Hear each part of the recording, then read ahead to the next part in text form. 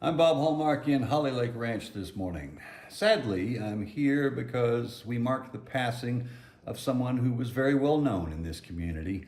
Marjorie Miner passed away at the age of 97. And if you had not been out here before, it was easy to find out who she was because invariably she was always out in her front yard working in the garden.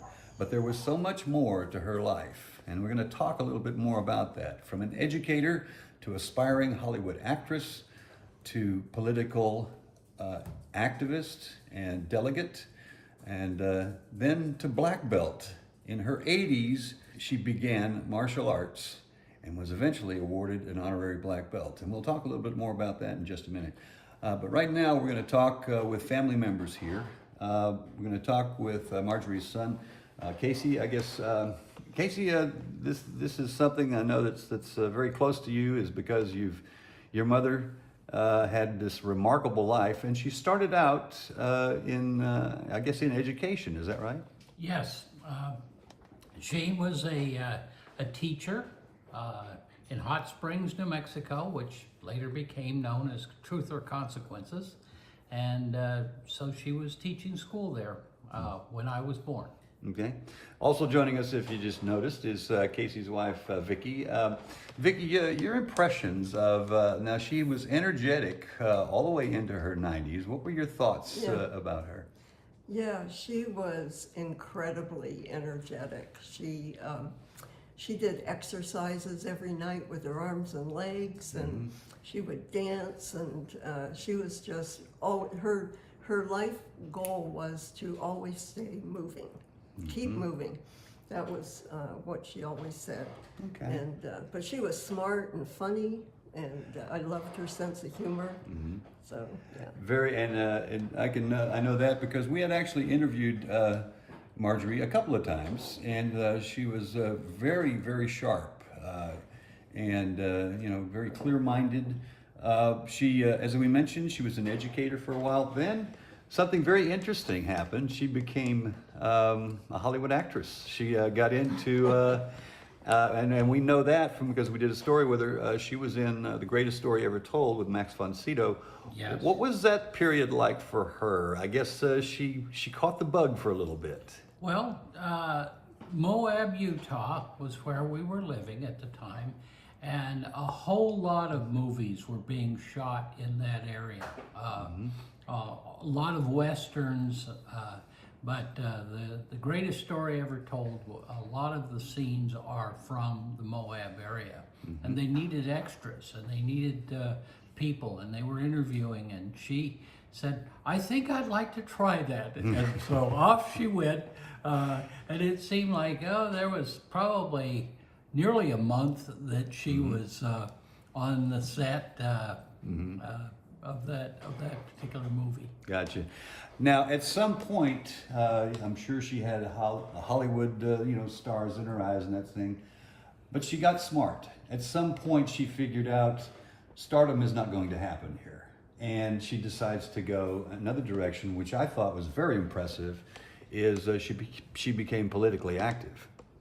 Well, she was always pretty politically active, but she really understood that it was important to protect the freedom of people.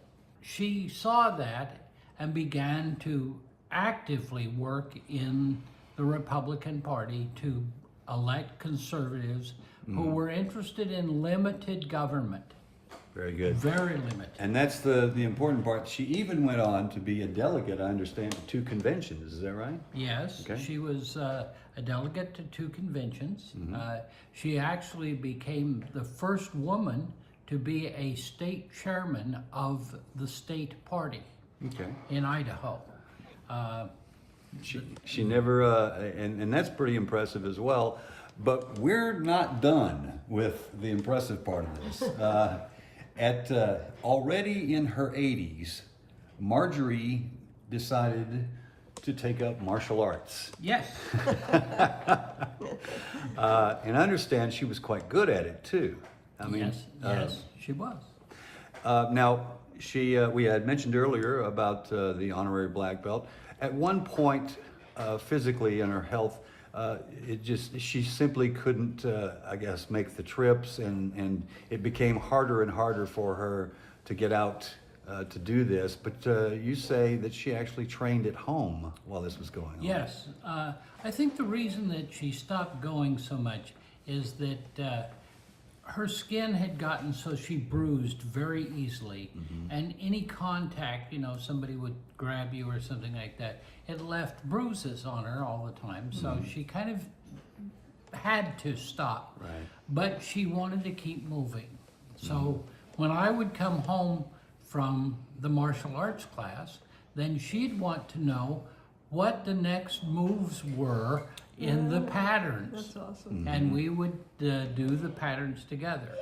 Okay. So she was very good at that. Marjorie personifies what it means to have a full life. I'm guessing you probably look at it like, Marjorie was very unselfish about everything that she did, but she was also very committed to everything that she did. She went at it, whatever it was, she went at it full. The proper word might be intensity. Right. So she was when she decided she was going to do something, it got done. Yeah. If she said this is going to happen, you could take that to the bank because it was going to happen. There's not going to be a funeral for Marjorie because her last act of unselfishness was to donate her body to science. That's correct.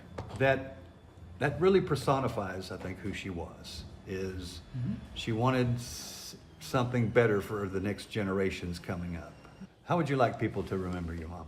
She really felt that if individuals go out and make a difference, then the community gets better. You don't just get it done because somebody else does something. If she noticed that somebody needed something, she took care of it. She went out and did that. Thank you so much for talking to us about her. Marjorie Miner, gone at the age of 97. But man, what a life. And we'll have more on this story tonight on KLTV 7 News. For KLTV Web Extra, I'm Bob Hallmark.